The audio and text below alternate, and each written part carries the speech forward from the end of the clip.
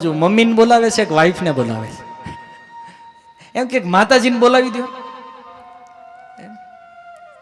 પણ જો તમે આ સિદ્ધાંત લગાવો કે આત્મા વહી જાય તે પુત્ર, પતિ જ પુત્રના રૂપમાં પ્રગટ થાય છે, એનો અર્થ કે એ માતાઈ છે, એને માતાજી કહી શકાય.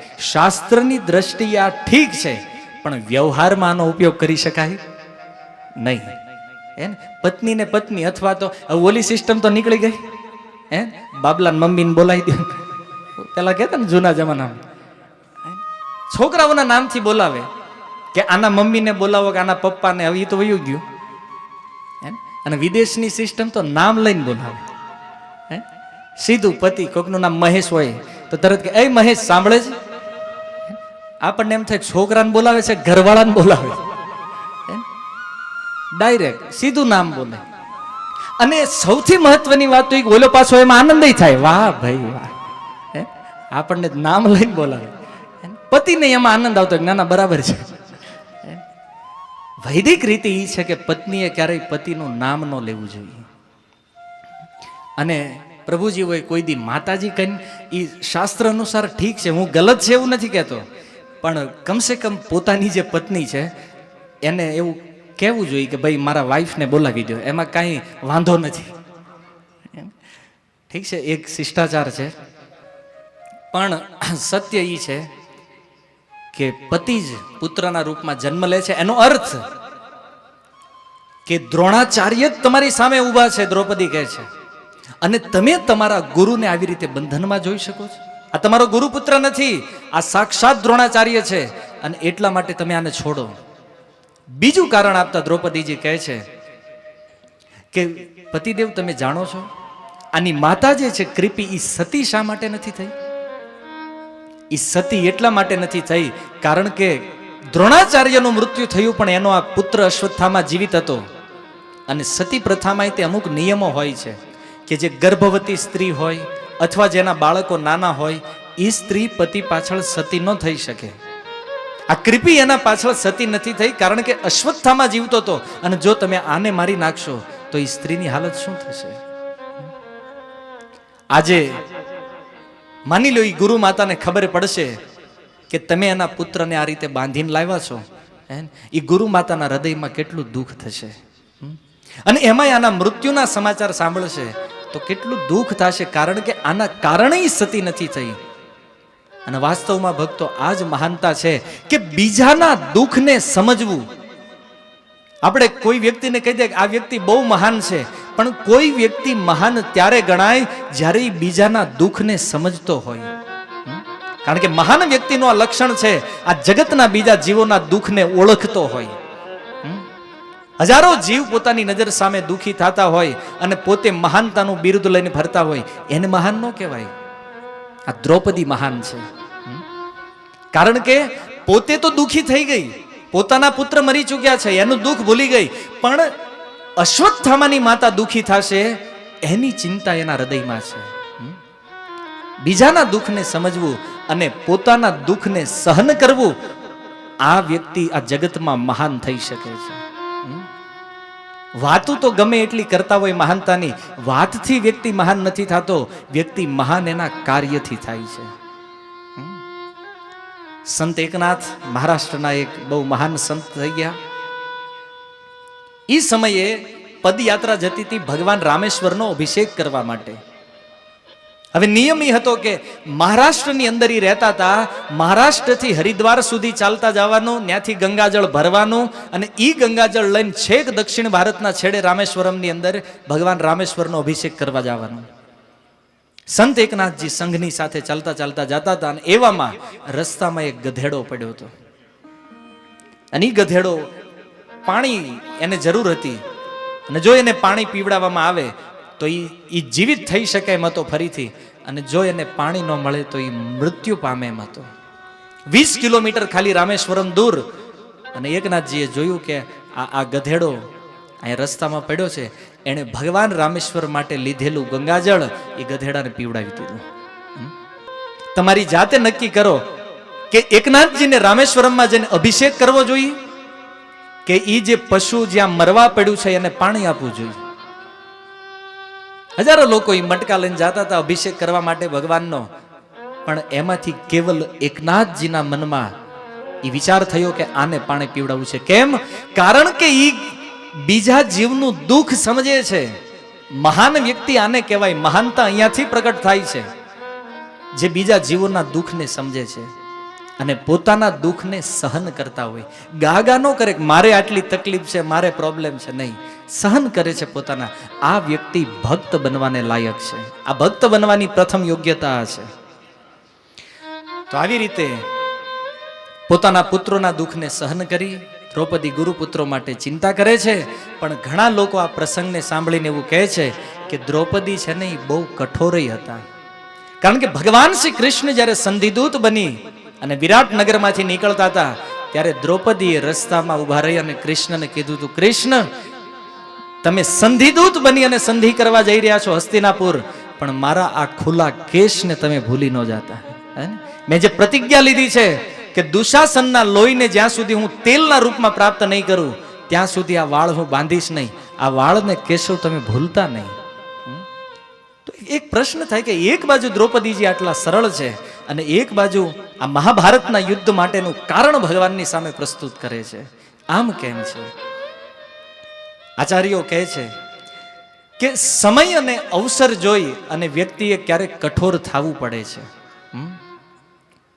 ઉપકાર કરવા વાળો વ્યક્તિ ક્યારેક આપણી ઉપર અપકાર કરે તો એને સહન કરી લેવું જોઈએ. દ્રૌપદી કહે છે કે તમારા ગુરુ દ્રોણાચાર્યનો કેટલો ઉપકાર છે તમારી ઉપર. અને માની લો અશ્વત્થામાએ ભૂલ કરી છે, આપણા પુત્રોને માર્યા, સહન કરી લ્યો એને થોડા. આપણા ગુજરાતીમાં એક કહેવત છે કે દૂધાળું ગાયનું પાટું તે ખાઈ લેવું જોઈએ. ગાય જો દૂધ આપતી હોય અને આપણે ગાય દોતા દોતા કદાચ એકાદ લાત મારી દે એક દી, તો એ ગાયને કાઢી ન મુકાય. એક લાત સહન કરી લેવી જોઈએ. એમ ક્યારેક સ્વજનો દ્વારા તે અપકાર થઈ જાય. આપણા સગા સંબંધીઓ, આપણા મિત્રો તે ક્યારેક આપણી ઉપર અપકાર કરે, ભલે આપણે એને મદદ કરી હોય છતાંય આપણી ઉપર અપકાર કરતા હોય તો પણ એને સહન કરી લેવું જોઈએ. એક તરફ દ્રૌપદી કઠોર લાગે છે, જ્યારે બીજી તરફ માખણ કરતા વધારે કોમળ છે. અને એવું સમજવાની જરૂર નથી કે એ પોતાના પતિને ઉપદેશ આપે છે. અર્જુનને એમ કહે છે કે તમને કઈ ખબર નથી. દ્રૌપદી અર્જુનને એના ગુણોને યાદ કરાવે છે કે હે પતિદેવ, તમે એટલા મહાન છો કે આજ સુધી તમે કોઈ અનુચિત કાર્ય નથી કર્યું, તો પછી આજ શા માટે કરવા જઈ રહ્યા છો? આજની સ્ત્રી હોત તો તરત કે તમને કાંઈ ખબર પડતી નથી, હે ને, કાંઈ ભાન નથી પડતી, ધોડા આવ્યા એમના, હે ને, કેટલું પતિને સંભળાવી દે. પણ દ્રૌપદી એક શબ્દમાં અર્જુનને ઠપકો નથી આપતા અને ઉપદેશય નથી આપતા.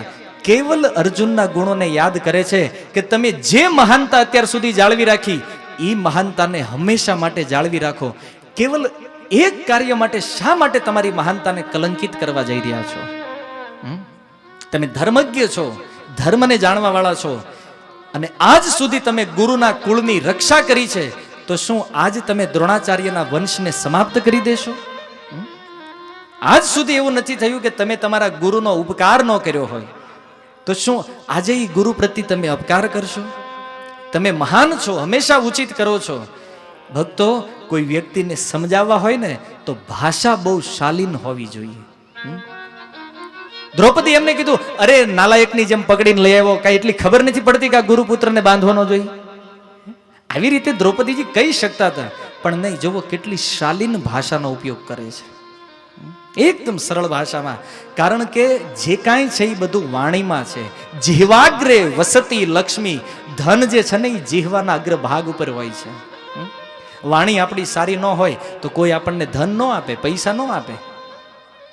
જીહવાગ્રે વસતી સ્વજન. આપણા સગા સંબંધીઓ, મિત્રો, સ્વજનો ક્યાં રહે છે? જીહવા ઉપર. જેની વાણી મધુર હોય ને એના મિત્રો હજાર હોય, હે ને. પણ જે હાલતા ચાલતા ગમે નારે ઝઘડો કરતો હોય એની હારે કોઈ મિત્રતા કરે? કોઈ નહીં કરે. એક વાર સહન કરે, બે વાર સહન કરે, પછી કહે છે આ તો જ્યારે હોય ત્યારે અપમાન કરે, છોડો, આને આની હારે રહેવા જેવું નથી, ભાગી જાય તરત.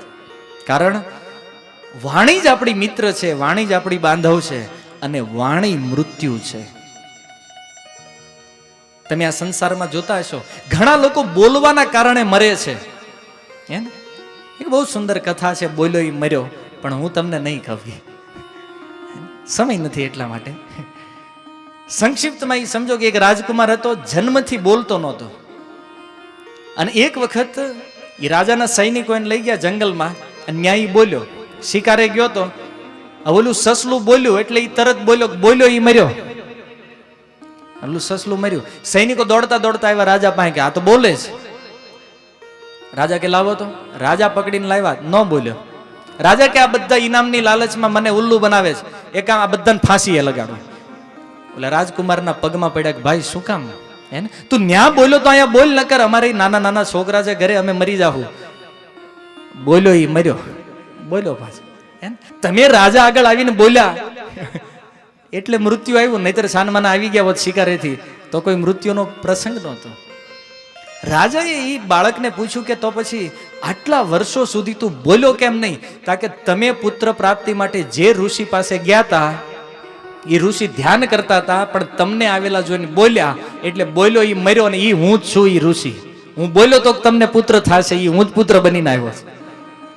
બોલવાથી વ્યક્તિની મૃત્યુની સંભાવના રહે છે, અને બોલવાથી વ્યક્તિ મૃત્યુથી બચી શકે છે. એટલા માટે આ તો તમને સમજાયું કે માનો કોઈ ખરાબ વાણી બોલતો હોય તો કોક મારી નાખે, પણ બોલવાથી મૃત્યુથી બચી કેવી રીતે શકાય? માનો આપણને ભગવાને જીભ આપી છે ને આપણે ફાલતુ કેટલો બકવાસ કરીએ છીએ, પણ એની બદલે આપણે જો એક મંત્ર શીખી લઈએ, હરે કૃષ્ણ કૃષ્ણ કૃષ્ણ હરે હરે, હરે રામ રામ રામ હરે હરે, બસ આને બોલતા શીખી જાઓ, મૃત્યુ તમારું કાંઈ નહીં બગાડી શકે. કેવલ આને શીખવાની જરૂર છે. વાણીથી વ્યક્તિ મૃત્યુથી બચે છે, અને વાણીથી વ્યક્તિ મૃત્યુને વશ થાય છે. તો દ્રૌપદી સમજાવી રહી છે કે જેમાં જ હું મારા પુત્રના મૃત્યુ માટે રડી રહી છું, આજ તમે આને મારશો તો એની માતા તે મારી જેમ જ રડશે. અને હું નથી ચાહતી કે આપણી ગુરુ માતા એના પુત્રના શોકમાં રડે. અને અંતિમ વાત દ્રૌપદી એકદમ કડક શબ્દોમાં કઠોરતાથી અર્જુનને કહે છે, સાંભળો, કોઈ બ્રાહ્મણ પરિવારને કોઈ રાજ પરિવાર જો પરેશાન કરતું હોય તો એ બ્રાહ્મણોનો ક્રોધ રાજાના કુળનો નાશ કરી નાખે છે. કારણ કે બ્રાહ્મણોનું શસ્ત્ર એની જીહવા હોય છે, એક શ્રાપ આપી દે આખા કુળનો નાશ કરી નાખે.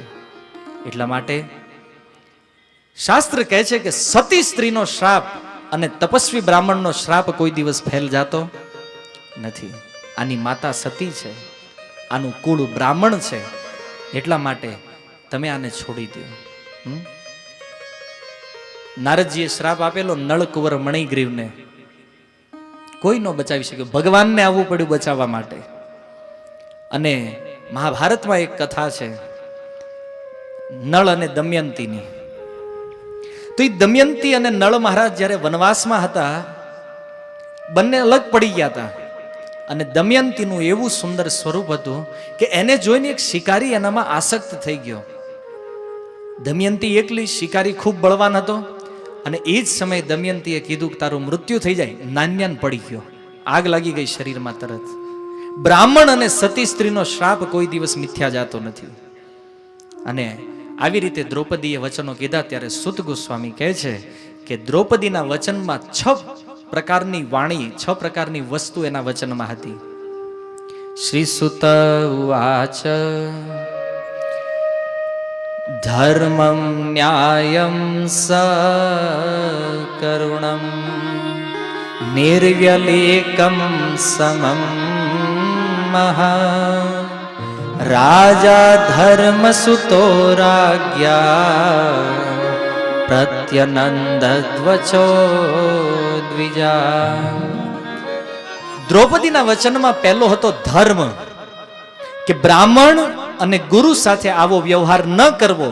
એ દ્રૌપદીનું વાક્ય ધર્મને અનુકૂળ હતું. બીજું હતું ન્યાય, કે તમે જે શસ્ત્ર વિદ્યા તમારા ગુરુથી સ્વીકાર કરી છે તો હવે તમારે એનો ઉપકાર કરવો જોઈએ. માની લો તમે 100 રૂપિયા કોઈની પાસેથી લીધા હોય તો એને 100 રૂપિયા પાછા આપી દેવા, આ એક ન્યાય છે. તમે દ્રોણાચાર્યથી શસ્ત્ર વિદ્યા શીખ્યા, બદલામાં એના પુત્રને જીવન આપો. આ દ્રૌપદીનું ન્યાયપૂર્ણ વચન છે. અને ભક્તો, ભગવાને જે આપણને આપ્યું છે એટલું આપણે ભગવાનને નહીં આપી શકીએ, હે ને? આપણે ભગવાન સાથે ન્યાય નથી કરી શકતા, પણ થોડું એવું રીતે જો ભગવાનને આપવાનો પ્રયાસ કરશો ને તો ભગવાન પ્રસન્ન થાય છે. કેમ? માનો નાનો એવો બાળક હોય અને કોઈ માતા એમ કે તું આ પથ્થરને ઉચકીને લાવ. બાળક પથ્થરને ઉચકવાનો પ્રયાસ કરે, થોડો એવો ઉચકે અને પછી એમ લાગે કે આ પથ્થર હવે નહીં ઉચકાય, તો માતા તરત જઈને એની હેલ્પ કરે છે, લાવ હું ઉઠાવી દઉં તને. એમ તમે થોડું એવું ભગવાનને આપશો, બાકીની મદદ ભગવાન કરશે તમને. એટલે ગીતામાં એ કહે છે, પત્રમ પુષ્પમ ફલમ તોયમ યોમે ભક્ત્યા પ્રયચ્છતિ. અરે કોઈ પ્રેમથી મને એક પાંદડું આપી દે, તુલસી પત્ર, પાણી, કોઈ વસ્તુ તમારી પાસે નથી તો ખાલી જળ આપો, ફળ આપો કે એક ફૂલ આપી દો. ભગવાન કે હું એનાથી પ્રસન્ન થઈ જાઉં છું, મારે જરૂર નથી, પણ હું તમારા ભાવને કેવલ જોવા ચાહું છું. એવું નથી કે તમે ભગવાનને બહુ મોંઘા મોંઘા મંદિરો બનાવી દો, બહુ મોંઘું મોંઘું ફળ આપો તો જ ભગવાન પ્રસન્ન થાય. અરે શબરીએ એના જૂઠા બોર આપી દીધા, છતાં ભગવાન રામ પ્રસન્ન થઈ ગયા. એ વનમાં અનેક ઋષિ મુનિઓ રહેતા હતા, એ બધાને છોડીને ભગવાન રામ શબરીના આશ્રમ ઉપર ગયા. બધા ઋષિઓ વિચારતા રહી ગયા, ભગવાન ક્યાં ગયા. ત્યારે અંતે ખબર પડી, અરે ભગવાન તો શબરીના આશ્રમમાં બેઠા છે, જે શબરીને એ વનના ઋષિઓ સ્પર્શ કરવા નહોતા માંગતા. પત્રમ, એક પાંદડું, દ્રૌપદીજીએ શાકનું એક પત્તું અર્પણ કરી દીધું, ભગવાનને સંતુષ્ટ કરી લીધા. અને ફળ શબરીએ, પાંદડું દ્રૌપદીજીએ, પત્રમ પુષ્પમ ફલમ, ફૂલ કોણે આપ્યું હતું? ગજેન્દ્રએ. હવે આ તો મનુષ્યની વાત. હાથી, ભાગવતના અષ્ટમ સ્કંદમાં કથા છે, પશુ શરીરમાં, હાથીના શરીરમાં રહેલો એક જીવ પોતાની સૂંઢ દ્વારા એમના ફૂલ ભગવાનને અર્પણ કર્યું, અને ભગવાન ગરુડ ઉપર સવાર થઈ એને બચાવવા માટે ભગવાને હરિ અવતાર લીધો, ગજેન્દ્રને બચાવવા માટે. અને તોયમ, પાણી, ભાગવતના એકાદશ સ્કંદની કથા, રંતીદેવ પાણી ભગવાનને અર્પણ કરી દીધું, ખાલી ભગવાનને સંતુષ્ટ કરી લીધા. એટલા માટે ભગવાનને કંઈક આપવાનો પ્રયાસ કરવો જોઈએ. સમતા, હું રડું છું, મારી ગુરુ માતાને રડવું પડશે. દ્રૌપદીના વાક્યમાં સમતા છે. પાંચમું કરુણા, આને છોડો. મુચ્યતામ જે વાક્ય છે દ્રૌપદીનું, એની કરુણાને પ્રગટ કરે છે. અને અશ્વત્થામાને છોડવા પાછળ દ્રૌપદીના હૃદયમાં કોઈ કપટ નહોતું કે અશ્વત્થામાને છોડી દો ને પછી લાગ આવે ત્યારે મારશું એને હરખાઈને. કોઈ કપટ નહીં. ઘણી વાર લોકો વિચારે ને, તું અત્યારે જા, પછી મળતું ક્યારેક, હે ને? તડપાવીને મારવાનો છે, સીધો નથી મારવાનો. એટલે ફિલ્મમાં ડાયલોગ આવતા હોય આ બધા. કોઈ કપટ નથી દ્રૌપદીના હૃદયમાં. અને છેલ્લે દ્રૌપદી જે નિષ્ઠુર વાક્ય બોલ્યા છે એને સમજાવતા આચાર્યો લખે છે કે કોઈ પત્ની કદાચ પોતાના પતિને ક્યારેક ખીજાતી હોય, પણ એમાં જો પતિનું હિત હોય, એમાં પતિનું સારું થતું હોય, તો પત્નીના એ કઠોર વચન તે પતિએ સાંભળી લેવા જોઈએ. તો દ્રૌપદીની કઠોર ઉક્તિ તે બરાબર બોલાય છે અહીંયા, એમાં કોઈ વિરોધાભાસ નથી. પણ હવે બન્યું એવું કે દ્રૌપદીની વાત સાંભળી અને યુધિષ્ઠિર મહારાજ જે ધર્મરાજ છે એને સ્વીકાર કર્યો કે આ દ્રૌપદી જે કહે છે એ બરાબર છે. નકુળ અને સહદેવે સ્વીકાર કર્યો, અર્જુન સંમત થઈ ગયા. ઉપસ્થિત જેટલા લોકો હતા બધાએ કીધું કે દ્રૌપદીની વાત બરાબર છે. એક વ્યક્તિએ ના પાડી. તમે ઓળખો છો એને, ભીમ. એ કે પાગલ થઈ ગયા છો બધા, એક સ્ત્રીની વાત સાંભળી અને આવા આતતાઈને તમે છોડવાની વાત કરો છો. ભીમ અર્જુનને કહે છે, અર્જુન આનો વધ કર જલ્દી, કારણ કે તું નહીં માર તો હું મારું છું, તારે ન મારવો હોય તો હું આને મારી નાખું છું. હવે ભીમ એક સાઈડ, એક બાજુ આ બધા બે પક્ષ પડી ગયા. અને એ સમયે ભગવાન બોલ્યા છે, શ્રી ભગવાન વાચ બ્રહ્મ બંધો નહંતવ્ય આતતાઈ વધારહણ મય્યેવો ભયમામ્નાતમ પરિપાહ્ય અનુશાસનમ. ભગવાને કીધું બ્રહ્મ બંધુન હંતવ્યમ. બ્રાહ્મણ પતિત હોય છતાં એનો ક્યારેય વધ ન કરવો જોઈએ. અને અર્જુન આતતાઈ વધારહણ, આતતાઈને તો જીવતો ન છોડવો જોઈએ. હે ને? ભગવાન અદ્ભુત વાક્ય બોલે છે.